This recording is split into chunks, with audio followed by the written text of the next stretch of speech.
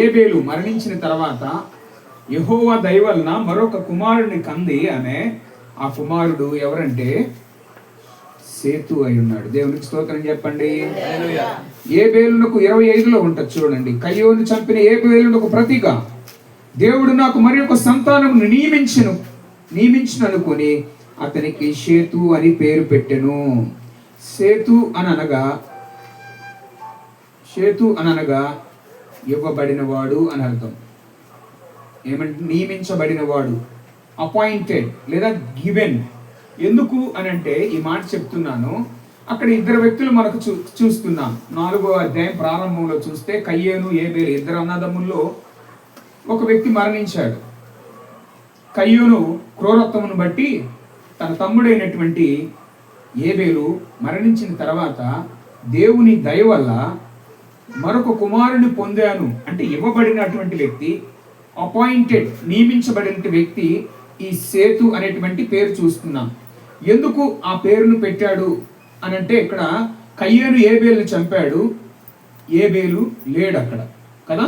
అందుకే దేవుడు కొత్తగా ఒక కుమారుని ఇచ్చాడు. అందుకే అవ్వంది దేవుడు నాకు మరొక సంతానము ఇచ్చాడు అనేటువంటి మాటను చూస్తున్నాం. దేవుడు ఇచ్చిన అక్కడ రిప్లేస్మెంట్ కాదు, కానీ దేవుడు ఇచ్చిన పర్పస్ మనకు కనపడుతుంది.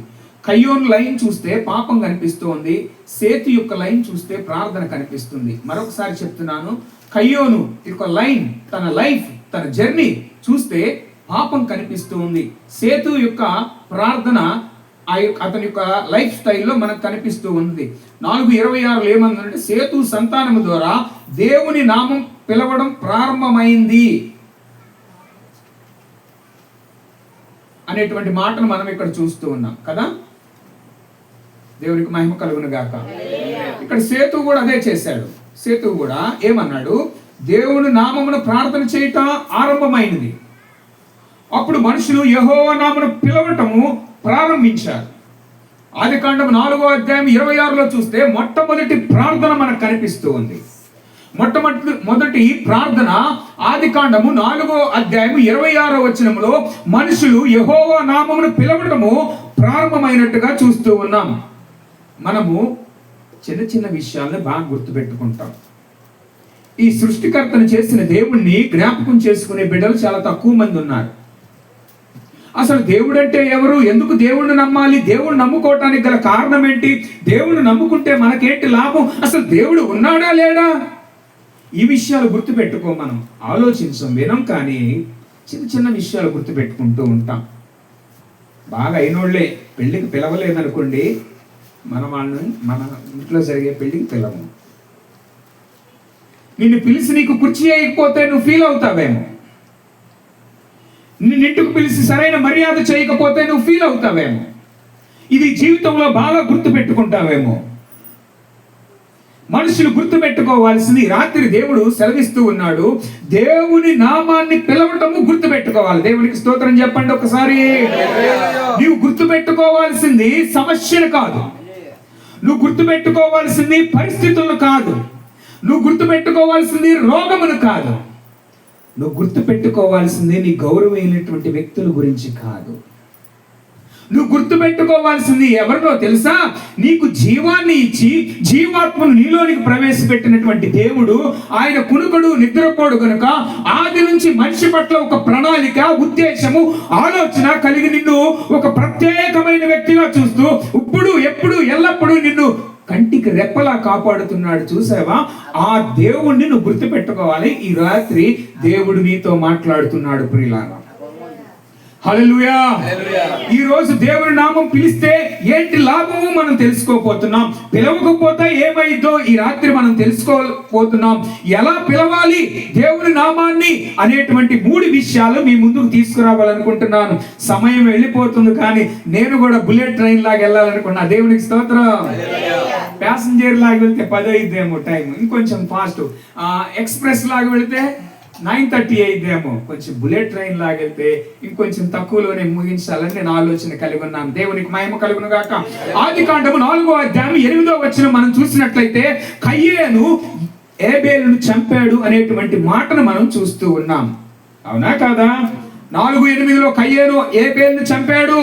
అనే మాటను చూస్తున్నాం. 16వ వచనములకు వచ్చేసరికి దేవుని సముఖం నుండి కయ్యోను వెళ్ళిపోయినట్లుగా చూస్తూ ఉన్నాం.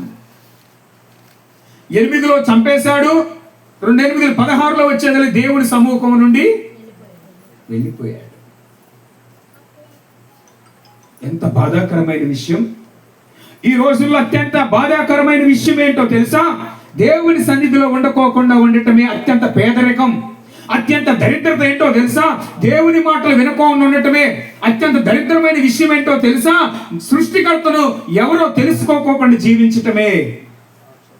ఈ వ్యక్తి అయితే కయ్యోను అనే వ్యక్తి 16వ వచనంలో దేవుని సన్నిధి నుంచి దూరం అయ్యాడు. దేవుని సన్నిధి నుంచి దూరం అవటం అంటే కష్టాలకు వెల్కమ్ చెప్పటమే, శాపానికి వెల్కమ్ చెప్పటమే, రోగాలు, శోధనలు, అవమానాలు, నిందలు, దేవుని సముఖం నుండి, దేవుని సన్నిధి నుంచి దూరమైనటువంటి బిడ్డలను ఎంతో మంది జీవితాల్లో మనం చూస్తున్నాం. బైబిల్ గ్రంథంలో ఎంతో మంది పడిపోయారు. దేవుని సముఖములో మొదట్లో బాగా ఉండి తర్వాత పడిపోయిన వారు ఎంతో మంది ఉన్నారు. మొదట్లో దేవుణ్ణి నమ్ముకున్న తర్వాత లేదా దేవుని సన్నిధికి వచ్చిన తర్వాత మొదట్లో ఏమి చక్కగా పాటలు పాడతారు, ఆ పాటలు చివరి దాకా ఉండవు. మొదట్లో బైబిల్ చక్కగా చేత్తో పట్టుకొని వస్తారు, కొంచెం బైబిల్ ఉండదు, ఫోన్ పట్టుకొని వస్తారు. మొదట్లో ఉన్న భక్తి చివరిలో కనిపించట్లేదు. ఎవరిని ఉద్దేశించి కాదు, ఇలారా దేవుని మాటలు అందరితో మాట్లాడతాం. దేవునికి మహిమ కలుగును. ఏదో కొంచెం డోస్ పెంచాడే, మొదట్లో తక్కువగా ప్రేమతో చెప్పాడు అనుకుంటున్నాను. మీకు సృష్టి అంటే ఏమో తెలియనప్పుడు ప్రేమతో చెప్పాను. దేవుడు అంటే ఎవరో తెలియనప్పుడు నేను 2వ అధ్యాయంలో ప్రేమతో చెప్పాను. 3వ అధ్యాయంలో అపవాదనే సాతానికి అవ్వ స్థలం ఇవ్వటం ద్వారా, సాతాను ద్వారా పతనమైనప్పుడు ఆ మనిషి ఎలా అయితే వినలేదో ఈ మనిషి నేటికి వినటం లేదు కనుక దేవుడు వారిని గద్దించి హెచ్చరించి ఒక లిమిట్ లైన్ పెట్టి వారిని ఒక లైన్ లో గీశాడు కదా. అలాంటి లైనే ఇప్పుడు కూడా పరిశుద్ధాత్ముడు ఆయన కుమారుడైన నన్ను నా ద్వారా మిమ్మల్ని ఒక లైన్ లో పెట్టాలని కోరుతున్నాడు. దేవునికి మహిమ కలుగునుగా. ఒక మాట హెచ్చరిక మన ఆత్మని బలపరుస్తానికి. దేవునికి మహిమ కలుగునుగాక. దేవుని సముఖం నుండి వెళ్ళిపోయాడు.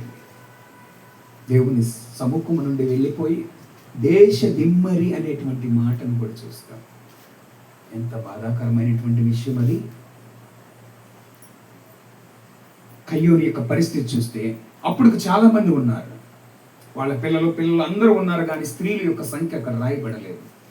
పురుషుల సంఖ్య వారు ముఖ్యమైన వ్యక్తుల గురించే రాయటం జరిగింది. అప్పుడు ప్రపంచం పాపములో మండిపోతూ ఉంది. హింస పెరిగింది. హింస ఏమైంది? పెరిగింది. దేవుడి నుంచి దూరం అవటం ప్రారంభమైంది. కయ్యోని విషయంలో అదే జరిగింది. ఇలాంటి పరిస్థితుల్లో, హింస పెరుగుతున్నటువంటి పరిస్థితుల్లో, దేవుడికి దూరం అవుతున్నటువంటి పరిస్థితుల్లో, దేవుడికి జ్ఞాపకం చేసుకోలేని పరిస్థితుల్లో ఆదికాండము 4వ అధ్యాయం 25లో దేవుడు సేతువునిచ్చాడు. చప్పట్లు కొట్టండి ఒకసారి. హల్లెలూయా. సేతువునిచ్చాడు. 26లో దేవుని పిలవటం ప్రారంభమైంది. అబ్బా ఎంత గ్రేట్! సేతువు దేవుణ్ణి జ్ఞాపకం చేసుకున్నాడండి. ప్రార్థనా మూమెంట్ అక్కడే ప్రారంభమైంది. డార్క్నెస్ పెరిగినప్పుడు ప్రార్థనా మూమెంట్, ప్రేయర్ మూమెంట్ స్టార్టెడ్. 4వ అధ్యాయం 26లో దేవుణ్ణి పిలవడం ప్రారంభమైంది. దేవునికి మహిమ కలుగును గాక. హల్లెలూయా. దేవుని నామమును పిలవటమే కాదు, ఇర్మియా గ్రంథం 33:3లో చూడండి, పిలిస్తే ఏం చేస్తాడు ఆయన. చూడండి ఒకసారి, ఇర్మియా 33:3. నన్ను పిలువు, నాకు మొరపెట్టుము, నేను నీకు ఉత్తరం ఇస్తాను అంటున్నాడు దేవుడు. చూడండి, నన్ను పిలువు, నేను నీకు జవాబిస్తాను. దేవుని పేరు పిలవడం అంటే దేవుడా అనటం కాదు. దేవుని పేరు పిలవడం అంటే ఎలాగో తెలుసా? ఆరాధన ఉండాలి. ఆరాధన ఉండాలి, సంబంధం ఉండాలి. 2 విషయాలు జ్ఞాపకం చేసుకుంటే, దేవుడిని పిలిచేటప్పుడు 2 ఉండాలి. ఒకటి, మనసారా పిలిచేటప్పుడు హృదయంలో ఆరాధించటం, ఇష్టమైన వారిని చక్కగా పిలుస్తున్నాము. హృదయంలో ఆరాధన ఉండాలి. సంబంధం, రిలేషన్షిప్. ఆయన నా తండ్రి, మై ఫాదర్. నీకేమైనా కావాలంటే నీ తల్లిని తండ్రిని అడుగుతావు, నాకు ఒక 100 రూపాయలు నేను కొనుక్కోవాలి. బయట వాళ్ళని అడుగుతావా? అడగమ్మా. ఎందుకు? Relationship. Is my father, is my mom. If I ask she will definitely give to. ఒకవేళ తన దగ్గర లేకపోయినా ఎక్కడైనా తీసుకొని వచ్చి ఇచ్చింది. బయట వాళ్ళని అడగం మనం. That's the relationship. ద ఫ్యామిలీలో ఎక్కువగా మనం చూసేది ఆ రిలేషన్షిప్ మనం చూస్తాం. ఇలాంటి సంబంధం మనం కలిగి జీవించాలని దేవుడు కోరుకుంటున్నాడు. దేవుడికి స్తోత్రం. కీర్తన గ్రంథము 116వ అధ్యాయము 2వ వచనము.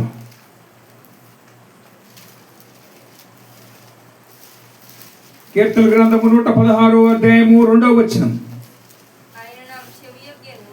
ఆయన నాకు చెవియొగ్గెను, కావున నా జీవిత కాలమంతయు నేను ఆయనకు మొరపెట్టెదను. దావీదు భక్తుడు అంటున్నాడు, ఒక భక్తుడు చెప్తున్నాడు, నేను బ్రతికినంత కాలము ఆయన పిలుస్తాను, నేను మొరపెడతాను. ఎందుకో తెలుసా? నాకు ఒక లైఫ్ ఇచ్చింది ఆయనే, నాలో జీవాన్ని ప్రవేశపెట్టింది ఆయనే అని గుర్తెరిగినటువంటి భక్తుడు మనం చూస్తున్నాం. అదే జనరేషన్. అక్కడి నుంచి చాలా మంది భక్తులు, ఇంకా చాలా మంది ఉన్నారు. అందరూ కూడా దేవుని యొక్క నామాన్ని పిలవటము అలవాటు చేసుకొని వారి జీవితాల్లో అనేకమైన అద్భుతాలు, దేవునితో మాట్లాడటం ద్వారా ఆశీర్వదనాలు పొందుకున్నటువంటి వారిని మనం చూస్తున్నాం. దేవునికి మహిమ కలుగును గాక. కయోని యొక్క జనరేషన్ లో దేవుని నుండి దూరం అవటం ద్వారా పాపం జీవితము కనిపిస్తూ ఉంది. సేతు యొక్క జనరేషన్ లో దేవుని పిలుచుట ద్వారా ఆశీర్వాదాలు, బ్లెస్సింగ్ లైఫ్ ని మనం చూస్తూ ఉన్నాం. వారి బిడ్డల ద్వారా ఎలా వచ్చింది. దేవునికి మహిమ కలుగును గాక. ఈ రాత్రి మరొక విషయాన్ని నేను మీకు తెలియచేయాలనుకుంటున్నాను. దేవుని నామము పిలిస్తే ఏమి లాభం? దేవుని నామాన్ని పిలిస్తే ఏంటి లాభం? ఏంటి? రోమీయులకు రాసిన పత్రిక 10వ అధ్యాయము 13వ వచనం. దేవుని నామాన్ని పిలిస్తే ఏమైంది? ఈ సృష్టికర్త, ఈ సృష్టిని పరిపాలిస్తున్నటువంటి దేవుడి యొక్క నామాన్ని పిలిస్తే, ఎందుకనగా ప్రభువు నామమును బట్టి ప్రార్థన చేయువాడు వాడు రక్షణ పొందుతాడు. చాలు. దేవుని యొక్క నామాన్ని పిలిస్తే ఏమొస్తుందో తెలుసా? నీకు లాభం ఏంటో తెలుసా? రక్షణ వస్తుంది. రక్షణ దేనికి? ఇంటికి కాదు. రక్షణ దేనికి? పంటికి కాదు. రక్షణ దేనికి? ఒంటికి కాదు. రక్షణ దేనికో తెలుసా? ఆత్మకి. దేవునికి. ఈ మాటలు కూడా స్నేహితులారా నేను మీతో మాట్లాడట్లేదు, మీ ఆత్మతో మాట్లాడుతున్నాను. ఈ సువార్త మనిషికి కాదు, మనిషిలో ఉన్న ఆత్మకి. దేవునికి మహిమ కలుగును గాక. దేవుని రాత్రికాల సమయమందు మనతో ఉన్న ప్రభువు మనతో మాట్లాడుతూ ఉన్నాడు. సింపుల్ గా చెప్పాలంటే, జీసస్ అని పిలిస్తే నీకు రక్షణ వస్తుందంటే ఈ ప్రపంచం నమ్మటం లేదండి. యేసుక్రీస్తు ప్రభు వారిని పిలిస్తే కొన్ని చోట్ల, కొన్ని స్థలాల్లో సిలువ చూస్తే వారికి ఒళ్ళు మంటండి. ఎందుకో తెలుసా? సాతాను యొక్క ఉచ్చుల్లో బిగించబడి ఉన్నారు. వారి మనోనేత్రములకు గుడ్డితనం అయిపోయింది. అనేక మంది భక్తుల్ని, అనేకమైనటువంటి విశ్వాసుల్ని అనేకమైన విధాలుగా హింసించటం, దాడులు చేయటం, ఇవన్నీ ఎలా జరుగుతున్నాయి అనుకున్నారు? పిలవటం చేత కాక కాదు. పిలవాలనేటువంటి మనసు సాతాను వారికి ఇవ్వటం లేదు. Very simple. నువ్వు 1 లక్ష ఇస్తే రక్షణ లేదు, 1 కోటి రూపాయలు ఇస్తే రక్షణ రాదు. పెద్ద పెద్దటువంటి రాజకీయ నాయకులకి, స్పోర్ట్స్ మ్యాన్స్ కి ఎవరికి లేని ధన్యత యేసుక్రీస్తు ప్రభు వారిని నువ్వు నోటితో పిలిస్తే, యేసుక్రీస్తు ప్రభు దేవుడని నువ్వు ఒప్పుకుంటే నువ్వు రక్షణ పొందుతావని బైబిల్ గ్రంథంలో ఉంది. నా మాట కాదు ప్రియులారా, దేవుని మాటగా చెప్తూ ఉన్నాను. దేవుని యొక్క నామాన్ని పిలిస్తే రక్షణ వస్తుంది. ఫిలిప్పీయులకు రాసిన పత్రిక 4వ అధ్యాయము 6-7 వచనాలు చూస్తే ప్రార్థన చేస్తే శాంతి వస్తుంది. చదవాల్సిన పని లేదు, టైం అయిపోయింది. ఫిలిప్పీయులకు రాసిన పత్రిక 4వ అధ్యాయం 6-7 వచనాలు చూస్తే ప్రార్థన చేస్తే పీస్ వస్తుందండి, శాంతి. దేవునికి మహిమ కలుగును గాక. హల్లెలూయా. కీర్తనల గ్రంథము 50వ అధ్యాయం 15వ వచనంలో చూస్తే బాధల్లో ఉన్నప్పుడు సహాయము. చూడండి ఒకసారి, కీర్తన 50వ అధ్యాయము 15వ వచనము. ఆపత్కాలములో నీవు నన్ను నీవు నన్ను గూర్చి మొరపెట్టుచు నేను నిన్ను విడిపించేదను. నేను నిన్ను విడిపించెదను. నీవు నన్ను మహిమపరచెదవు. ఆమేన్. అంటే సహాయం మనకు కనిపిస్తూ ఉంది. దేవుని నామాన్ని పిలవటం వల్ల నీకు రక్షణ వస్తుంది, శాంతి వస్తుంది, సహాయం వస్తుంది. అపోస్తుల కార్యాలు 4:12 ఉంది, యేసు నామములో శక్తి ఉన్నది అనే మాటను మనము చూస్తూ ఉన్నాం. దెయ్యాలు వణుకుతాయండి. దేవునికి స్తోత్రం. నేను యేసు నామాన్ని పిలవండి డబ్బులు వస్తాయి అని చెప్పట్లా, యేసు నామాన్ని పిలవండి పొలం కొంటారని చెప్పట్లా, యేసు నామాన్ని పిలవండి ఉద్యోగం వస్తుందని చెప్పట్లా, యేసు నామాన్ని పిలవండి నీకు ప్రమోషన్ వస్తుందని నేను చెప్పట్లేదు. యేసు నామాన్ని పిలవండి నీ పిల్లోడు పుష్టిగా 60 కేజీలు బరువుకి వెళ్తాడు 40 నుంచి అని నేను చెప్పట్లేదు. నేను చెప్తూ ఉన్నాను, యేసు నామాన్ని పిలిస్తే శక్తిని పొందుకుంటావు. గట్టిగా చప్పట్లు కొట్టండి ఒకసారి. ఈ శక్తి ఏంటో తెలుసా? దురాత్మలు గడగడా వణుకుతాయండి. దేవునికి స్తోత్రం. దెయ్యాలకు భయం అండి. ఒకసారి పరీక్షించి చూడండి, మీరు మీ అనుభవంలో తెలుస్తూ ఉంటుంది. భయం వేసినప్పుడు కానీ, బాధ వచ్చినప్పుడు, దిగులు వచ్చినప్పుడు, చిరాగ్గా ఉన్నప్పుడు ఒక ఆయన ఉన్నాడు. ఆయన్ను పిలిస్తే ఆయన వినటానికి సిద్ధముగా ఉన్నాడు. ఆమేన్, ఆమేన్, ఆమేన్. సహజంగా మనము పిలమ్మండి. ఎవరైనా ప్రార్థన చేసుకుంటే మాకు తెలుసులే అని అంటాం, కానీ బాధ వచ్చినప్పుడు పిలవండి. అప్పు తీర్చాలనుకున్నప్పుడు ప్రార్థన గుర్తురాదండి. రోగం వచ్చినప్పుడు ప్రార్థన గుర్తురాదండి. సమస్య వచ్చినప్పుడు ప్రార్థన గుర్తురాదండి. కానీ ఒకవేళ నువ్వు ప్రార్థన చేస్తే నీవు ధన్యుడవు. దేవునికి మహిమ కలుగును గాక. హల్లెలూయా. సో యేసుక్రీస్తు నామములో శక్తి ఉంది. ఈ శక్తి దెయ్యాలు గడగడ గడగడ వణుకుతాయి. నీకు తెలియదండి. ఈ శక్తిని నువ్వు అనుభవించాలంటే ఆయన్ని మనసారా హృదయములో చేర్చుకోవాలి. ఏదో అప్పుడప్పుడు ప్రార్థనకు వస్తూ, అప్పుడప్పుడు బైబిల్ చదువుతూ, ఉదయం టిఫిన్ చేసేటప్పుడు దీవించు ప్రభువా, మధ్యాహ్నం భోజనప్పుడు దీవించు ప్రభువా, నైట్ డిన్నర్ అప్పుడు చిన్న ప్రార్థన, కొనుక్కునేటప్పుడు మెలకు ఉంటే ప్రార్థన, లేకపోతే అటు ఇటు దొర్లాడు. ఇలా చేస్తే సాతాను పోదండి. ఇంకా 4 సాతాను తీసుకొస్తుంది. ఎందుకు? వీడు అటు వంటలా ఇటు వంటలా, ఏ పార్టీయో వీడు అర్థం కావట్లా. సాతానికి కన్ఫ్యూజన్ అయిపోతా ఉంటుంది. ఆదివారం వస్తేనే పరిశుద్ధుల్లా కనపడతాడు, ఆదివారం వస్తే పరిశుద్ధురాలుగా కనపడుతుంది. వీడు ఏ పార్టీరా అర్థం కాదు. మిగతా వారం రోజులే మనతో ఉంటాడు. ఆదివారం రాగానే గెటప్ మారింది.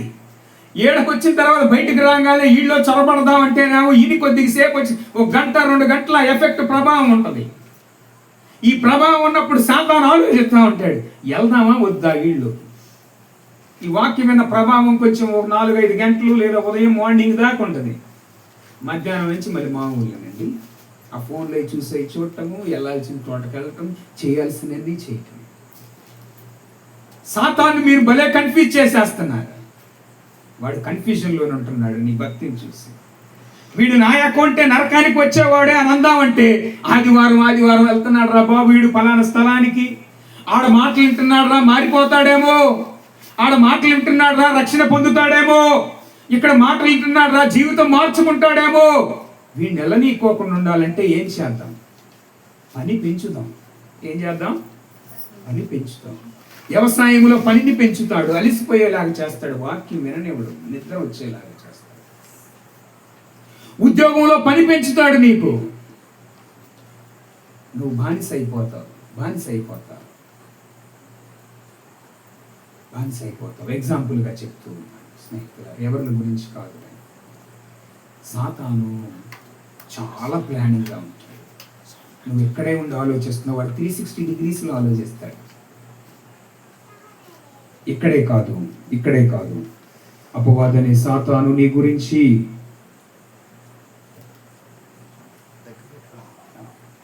అపవాదనేటువంటి సాతాను 360 డిగ్రీస్లో ఆలోచిస్తున్నాడు. ఒక బ్యాటర్ ఉన్నాడు, మీ అందరికి బాగా తెలుసు. 360 డిగ్రీస్లో కొడతాడంట.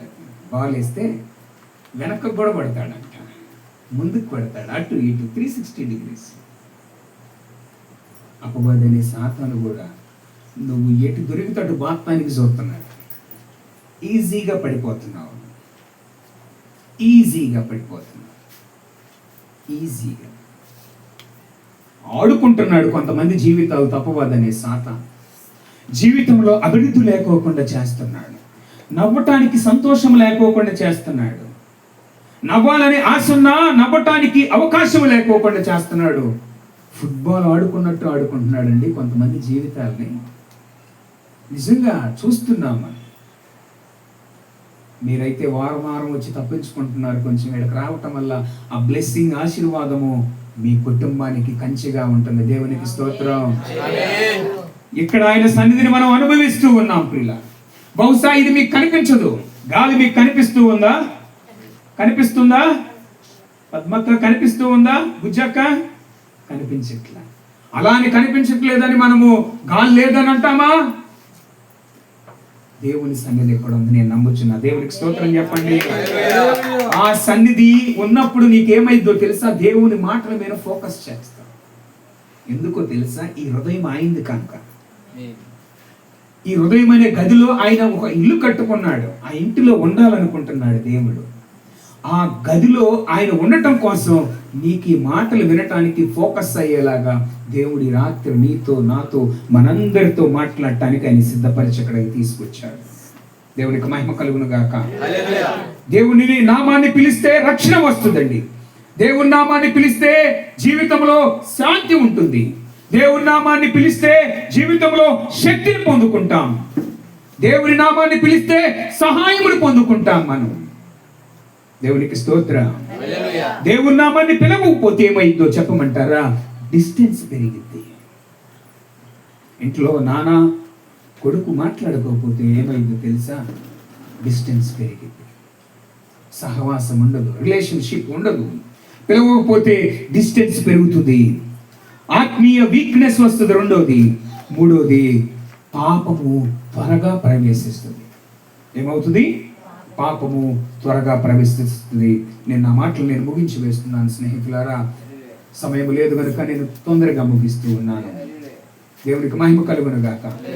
సో అందుకని దేవుని పేరు పిలిచేవారు ఎలా ఉంటారో తెలుసా? ఆయనకి సమీపంగా ఉంటారు. ఆయనకి సమీపంగా జీవిస్తారు. ఆయనకి ఎక్కడ జీవిస్తారు? సమీపంగా. సంవత్సరానికి ఒక్కసారి పిలిచే భక్తులు కాదు ఆయనకు కావాల్సింది. వారానికి ఒక్కసారి పిలిచే భక్తులు కాదు ఆయనకు కావాల్సింది. నెలలో ఒక్కసారి జ్ఞాపకం చేసుకునే భక్తులు కాదు ఆయనకు కావాల్సింది. ప్రతి దినము ఆయన పిలిచేవారు కావాలి. ఎలా పిలవాలంటే హృదయంతో పిలవాలి. దేవునికి స్తోత్రం. ఎలా పిలవాలంటే విశ్వాసంతో పిలవాలి. నేను పిలిస్తే ఆయన పలుకుతాడు, ఆయన వింటాడు, జవాబిస్తాడు. విశ్వాసంతో పిలవాలి. ఎలా పిలవాలంటే నిరంతరం డైలీ మాట్లాడుతూనే ఉండాలి, డైలీ పిలుస్తూనే ఉండాలి. దేవునికి మహిమ కలుగును గాక. మనం రోజుకి ఎంతసేపు ప్రార్థన చేస్తున్నాం ఒకసారి మనల్ని మనం పరిశీలించుకుందాం.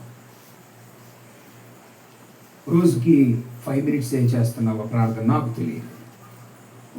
టిఫిన్ అప్పుడు, లంచ్ అప్పుడు, డిన్నర్ అప్పుడు, భోజనం చేసేటప్పుడే ప్రార్థన చేసుకుంటున్నావా? ప్రయాణంలో ప్రార్థన చేసుకుంటున్నావా?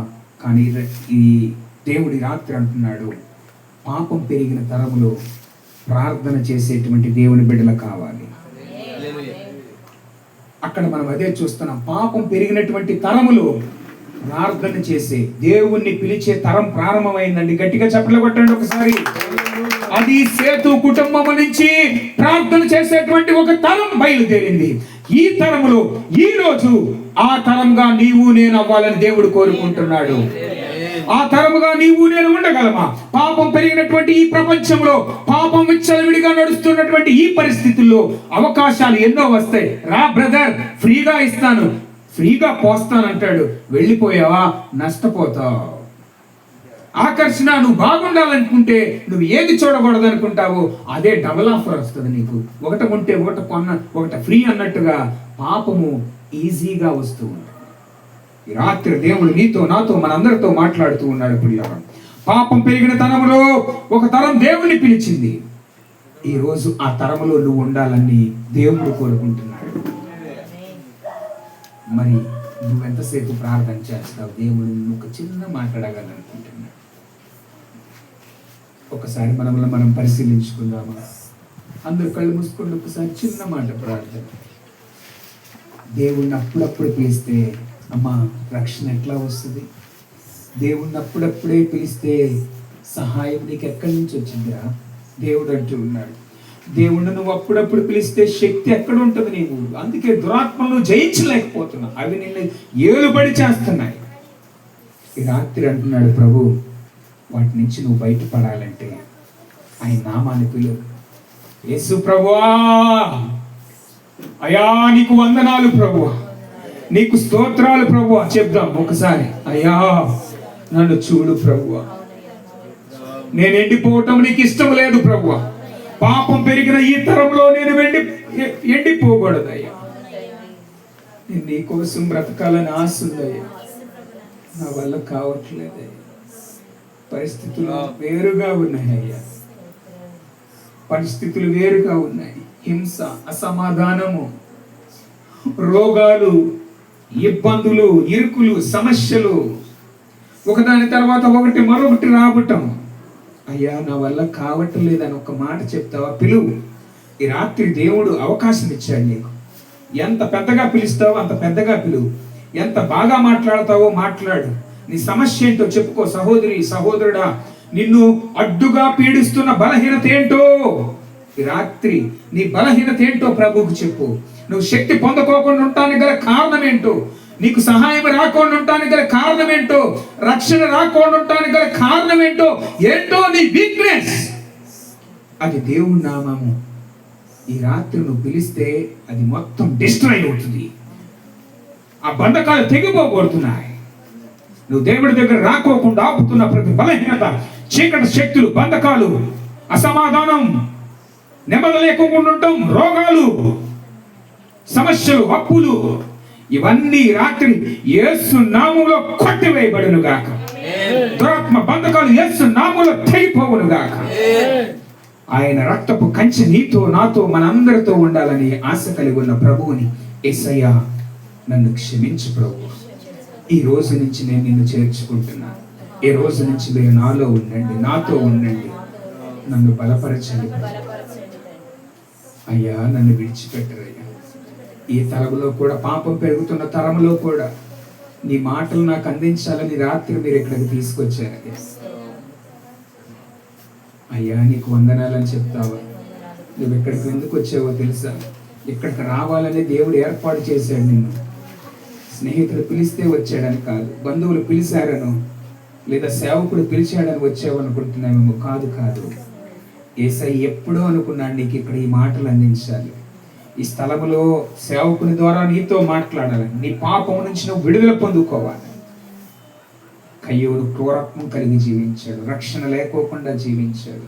అసూయ, ద్వేషము, కలహము ప్రారంభం, ఆ తరమంతయు పాపంతో ప్రారంభమైంది. సేతు వచ్చిన తర్వాత తరం మొత్తం మార్చబడింది. ఈ తరం మార్చబడాలంటే నువ్వు లేవబడాలి. ఈ తరంలో నువ్వు ఒక దిక్సూచిగా ఉండాలి. ఈ తరంలో నువ్వు ఒక వెలుగుగా ఉండాలి. ఈ తరంలో నువ్వు ఒక ఆయుధముగా ఉండాలి.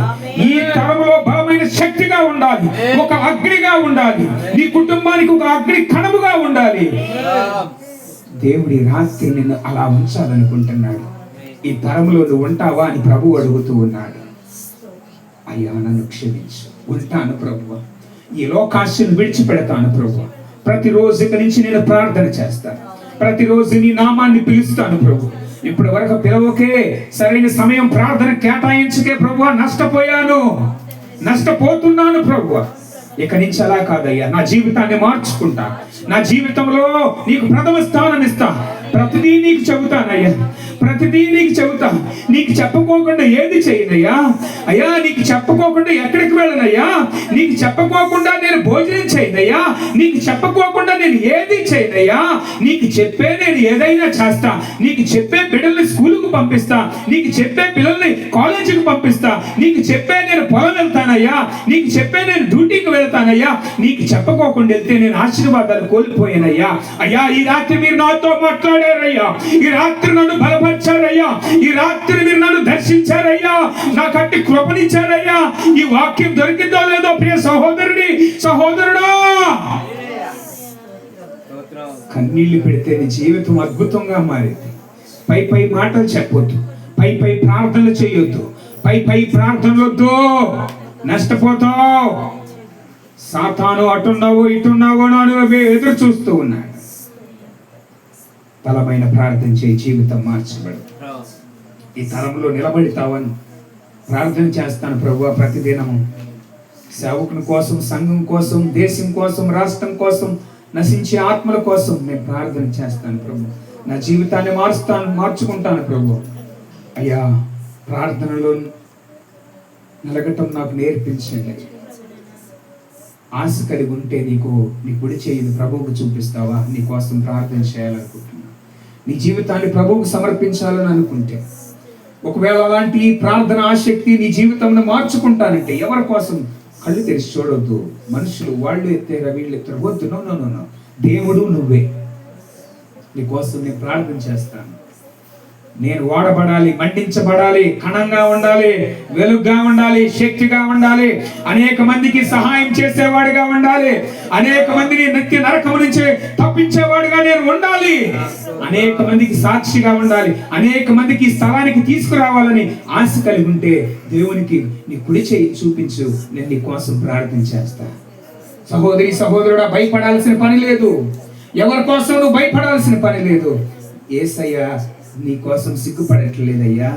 నువ్వు ప్రేమించకపోయినా ప్రేమిస్తున్నాడు, నువ్వు పిలవకపోయినా మాట్లాడుతున్నాడు, నిన్ను ఆయన రెక్క చోట్న భద్రపరుస్తూ ఉన్నాడు. జీవం గల తండ్రి, మీకు వందనాలు. బిడ్డలను కలిగి మీరు కదిలించారు ప్రభు. అయ్యా, మీ సన్నిధి ఉంచినందుకు వందనాలు. ఈ అలుపులను నిలబెట్టుకొని నాయన మీ ఆత్మతో నింపినందుకు వందనాలు. అయ్యా, బిడ్డల్ని మీరు కదిలించారు ప్రభు. మీకు మహిమ చెల్లిస్తూ, అయ్యా, బిడ్డలు తీసుకున్న తీర్మానం, ఏ విషయం గురించి మిమ్మల్ని పిలిచారో యేసు ప్రభువా అని బిడ్డల యొక్క జీవితంలో గొప్ప అద్భుత కార్యాలు జరిగించండి. మీకు మహిమ, ఘనత, ప్రభావాన్ని చెల్లిస్తూ బిడ్డల్ని మీ చేతులకు అప్పగించుకుంటున్నాం. కుటుంబాలు మీ చేతులకు అప్పగించుకుంటున్నాం. ఈ వాక్యం ద్వారా బిడ్డలు బలపరచుకోవాలని, ఈ వాక్యం ద్వారా బిడ్డల యొక్క జీవితంలో మార్పు రావటానికి కృప చూపించమని, ప్రతి దినం మీ నామాన్ని పిలవటం, ప్రతి నామము ద్వారా నాయన పిలువుట ద్వారా ప్రతి విషయం మీకు చెప్పే మనసును బిడ్డలకు దయచేయమని, తగు రీతిగా మీ దూతలను కంచిగా వేయమని ఈ ప్రార్థన మా ప్రభువును రక్షకుడైన యేసుక్రీస్తు వారి యొక్క పరిశుద్ధమైన నామములో అడుగుతున్నాము తండ్రి. ఆమేన్. అందరికీ వందనములు. చాలా సంతోషము. అలాగే యూట్యూబ్ ద్వారా వింటున్నటువంటి బిడ్డలకు కూడా